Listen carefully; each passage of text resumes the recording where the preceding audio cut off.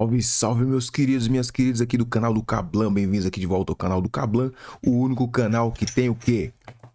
O molho. O único canal que tem o molho é aqui, mano. Então fica aqui comigo que aqui tem o molho, você tá ligado?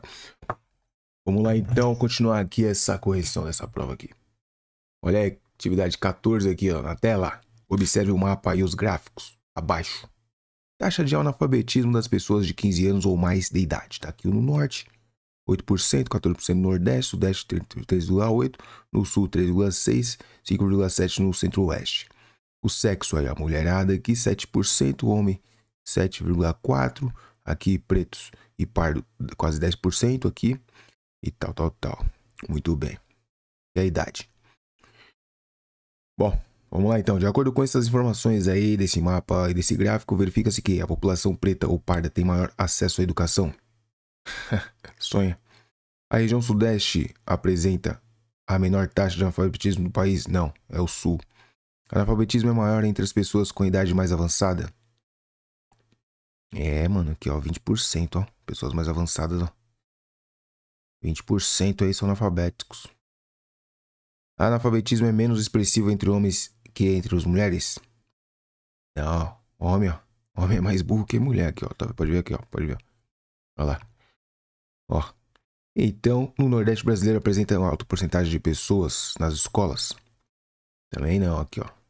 Nordeste aqui nós temos aqui 14% pessoas aí fora, né? Ó, é isso, né, mano? Já viu aí, deu pra perceber aí que é o seguinte, mano. O alfabetismo é maior nas idades avançadas. Ei, se inscreve aí que aqui, ó, tem um molho, tá ligado? Leia o texto abaixo. Atualmente, com o advento do transporte mais rápido dos aviões, trem-bala, jato supersônico e com pessoas transportarem de distâncias, partes, né? A mudança espacial citada nesse texto está relacionada à diluição gradativa de blocos econômicos, intensificação do processo de globalização, a valorização dos fenômenos sociais, aquecimento do sistema global. Bom, falou de viagem rápida é globalização, né, velho? Mas vamos dar mais uma lida aqui, peraí. É isso mesmo, globalização. 16, leia o texto abaixo, observe a imagem aqui, ó. Na fase de conquista, a coroa espanhola criou os adelantados, isto é, grandes extensões de terra que eram entregues aos homens que as conquistavam, os quais tinham também plena autonomia sobre a administração desses territórios. Mas à medida que se ampliou a dominação espanhola sobre a América, surgiu a necessidade de montar um aparelho administrativo vinculado aos interesses mercantilistas da Espanha, especialmente após a descoberta de grandes quantidades de ouro na área do Império Azteca e de prata na área do Império Inca. Vice-reinos e capitanias gerais representavam esferas de poder no espaço colonial espanhol. Os vice-reinos, maiores e mais ricos pela quantidade de tribos arrecadadas, possuíam um poder mais abrangente. Já as capitanias gerais tinham um poder relativamente menor e concentravam-se em atividades mais restritas. A concepção metalista da riqueza fazia a Espanha voltar sua atenção para as regiões americanas onde era possível a retirada de ouro e prata, o que correspondia aos espaços dos vice-reinos. Aqui é o vice-reino aqui, ó, Rio da Prata. Vice-reino do Peru. E a capitania geral no Chile. Capitania geral na Venezuela. Vice-reino de Nova Granada. Certo, ó, vice-reinos. Tá bom. Pergunta aí qual é. Com base nesse texto e nessa imagem, a ocupação da América Espanhola foi organizada de forma a aproveitar as diferentes capacidades dos territórios para extrair riquezas, comercializar terras a serem exploradas com outros países, garantir a distribuição de territórios lucrativos, investir a favor dos nativos. Tá bom. Então foi aí, ó, para extrair riquezas. Expansão marítima europeia. O próprio termo expansão estava ligado ao fato dos europeus navegarem apenas pelo mar Mediterrâneo e os mares do norte europeu, desconhecendo rotas marítimas nos oceanos Pacífico, Atlântico e Índico até o século XIV. Mas o interesse comercial estava em que tipo de mercadorias? Nos mercados europeus que floresceram durante a Baixa Idade Média, a venda de especiarias e outras mercadorias orientais proporcionava lucros altíssimos aos comerciantes. Com a conquista da cidade e de Constantinopla pelos turcos otomanos. Em 1453, os preços das mercadorias se tornaram ainda maiores devido às taxas que passaram a ser cobradas. A nascente classe burguesa que realizava o comércio na Europa precisava chegar ao Oriente sem passar pelo mar Mediterrâneo e Constantinopla. Com base nesse texto e nessa imagem, os europeus se aventuraram nas grandes navegações a partir da necessidade de novas rotas, né? Buscar caminhos alternativos para o comércio e conseguir matéria-prima. É isso. E aí, fala pra mim qual canal que tem o quê? O molho? O canal que tem o molho é aqui, ó, o canal do Cablança, tá ligado? Aí, cara. A cultura do Brasil colonial aí. Entre outras coisas, a cultura desenvolvida no Brasil durante o período colonial é resultado da mistura entre costumes europeus, indígenas e africanos. A língua falada na colônia também refletia a miscigenação cultural, já que várias palavras pronunciadas aqui não existiam no português falado em Portugal, pois eram resultado da combinação de português com o tupi-guarani falado pelos nativos da região do litoral do Brasil. A fim de se aproximar dos índios para catequizá-lo, os padres jesuítas aprendiam as línguas faladas por eles. Eles ensinavam o português, daí se mistura é inevitável. Devido ao intenso contato dos paulistas com os índios, a língua falada na região, que hoje corresponde a São Paulo e Minas Gerais, até o início da mineração, era quase... De acordo com esse texto aí, com relação ao cenário cultural Brasil, colônia, houve uma tentativa de adaptação linguística para interação com os povos nativos. Opa, com certeza. 19, leia o texto aí. Parques e reservas estaduais. Privilégio de São Paulo com 30% de área coberta por Mata Atlântica. O Estado de São Paulo oferece diferentes opções para quem gosta de vida ao ar livre. De ar puro com muito verde, pássaros, trilhas e até reservas ecológicas. A integração da fauna, flora, rios, mares é rica, abundante e sempre muito interessante. Atualmente, São Paulo conta com mais de 30 reservas ecológicas estaduais, com mais de 700 mil hectares de unidades de conservação e proteção integral da natureza, com suas áreas destinadas para preservação, pesquisa e turismo. Com base nesse texto, o poder público cria as reservas ecológicas estaduais com o objetivo de evitar contato com o ser humano, extrair economicamente, impedir impacto em áreas ambientais relevantes, impedir impacto.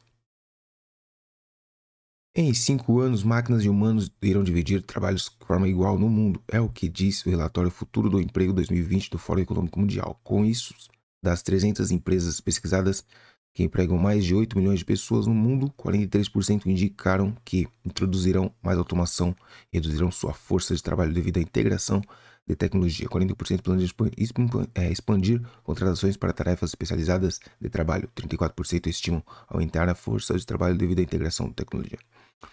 De acordo com a projeção descrita nesse texto, o avanço de tecnologia causará no Brasil redução do uso de mão de obra humana. É isso. Leia o texto abaixo. Talentos indígenas fazem da arte uma forma de militância ambiental. Tá aqui, ó. A mina fez um índio aqui na Mona Lisa aqui. Vamos ver o que tá perguntando aqui. Com base nesse texto e nessa imagem, a arte desenvolvida por Denilson Baniwa aborda a sátira de indígenas, intensifica o repúdio indígena a outras manifestações culturais, reforça que elementos indígenas estão presentes no cotidiano atual, resgata a relevância dos elementos europeus, valoriza a interferência dos europeus. Aborda a sátira de indígenas a objetos do cotidiano nacional. Vamos ver aqui. Ó, voltei no texto lá, não entendi muito bem, mas eu vou aqui, ó, reforça que elementos indígenas estão presentes no cotidiano atual.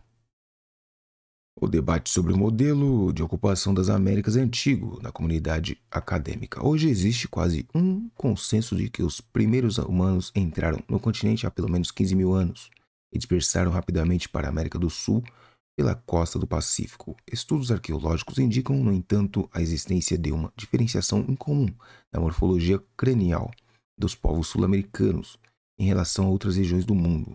Muitos estudos baseados em análise genética do povo nativos sul-americanos do passado e contemporâneos apoiam a tese de uma única migração para a parte do sul do continente, com a diferenciação subsequente pelo isolamento de diferentes grupos humanos. Isso porque, quando o mesmo grupo se separa em dois que não mais se relacionam, cada um deles começa a desenvolver assinaturas genéticas únicas, o crânio diferentes. E por essa teoria, todos os povos indígenas modernos da América do Sul descendem de apenas uma onda de dispersão.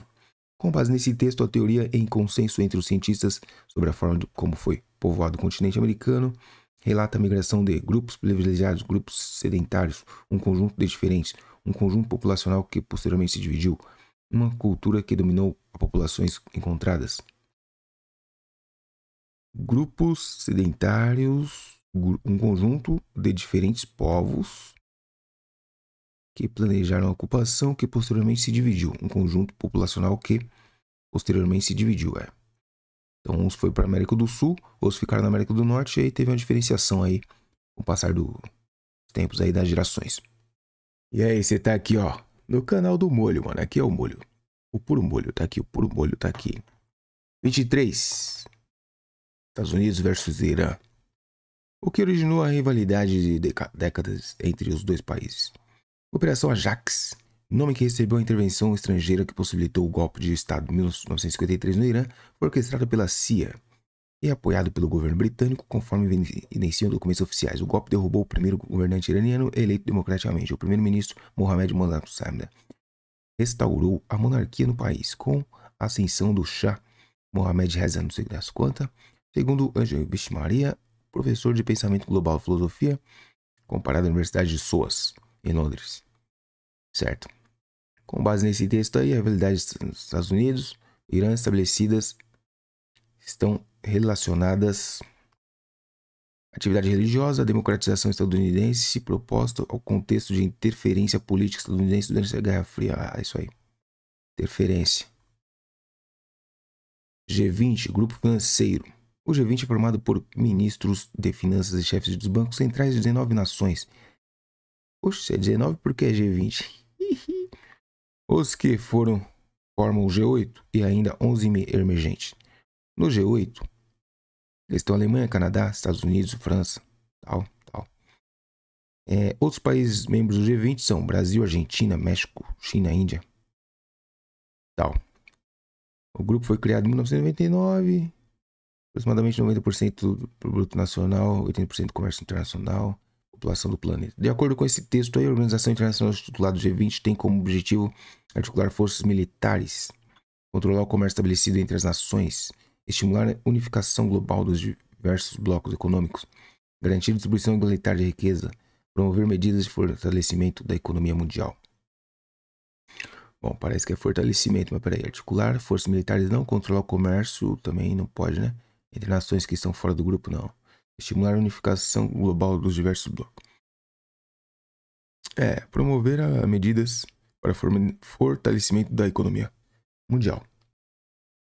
A territorialidade corresponde às relações sociais e às atividades diárias que os homens têm com sua natureza exterior. É o resultado do processo de produção de cada território, sendo fundamental para a construção da identidade e para a reorganização da vida cotidiana. De acordo com esse texto, a construção de uma territorialidade ocorre mediante a demarcação de limites fronteiriços, proteção do espaço natural, utilização da força e do poder para consolidar o domínio, as condições históricas e geográficas vivenciadas nos espaços, as formações geomorfológicas, relações sociais, né? Então aqui, ó, históricas, geográficas vivenciadas no espaço. Eu vou nessa daqui mesmo. E para finalizar aqui a última questão, eu queria dizer para vocês o quê? O molho. Evolução dos municípios de São Paulo. De Arranha-Céu, Garoa faz. Com base nesses mapas aí, conclui-se que o crescimento urbano de São Paulo. Ó, tinha mato. Começou a crescer aqui, ó, 1900 e 2000, explodiu. Aconteceu em um curto espaço de tempo? Não. Ampliou a extensão territorial? Foi mais intenso? Não. Modificou pouco? Não. Ocorreu do sudeste em direção ao noroeste. É isso, pessoal. Então espero ter ajudado vocês. Vocês me ajudam como? Se inscrevendo, né? Se inscrevendo no canal, divulgando aí para seus colegas, compartilhando e tudo mais. Tamo junto, é nóis, até o próximo.